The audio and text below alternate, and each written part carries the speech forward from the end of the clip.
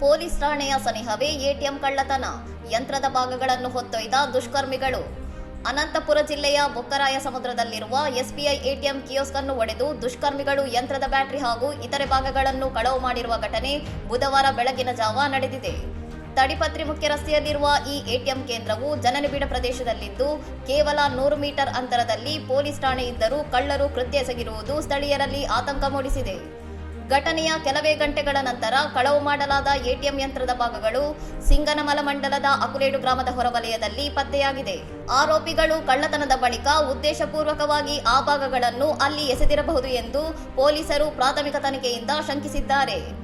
DSP Srinivasulu, CI ಸುಬ್ಬರಾಯುಡು ಹಾಗೂ SI Ramprasad ನೇತೃತ್ವದ ತಂಡ ಘಟನಾ ಸ್ಥಳಕ್ಕೆ ಭೇಟಿ ನೀಡಿ ಪರಿಶೀಲನೆ ನಡೆಸಿದ್ದು, ಶ್ವಾನದಳದ ಸಹಾಯದೊಂದಿಗೆ ತನಿಖೆ ಮುಂದುವರಿಸಲಾಗಿದೆ.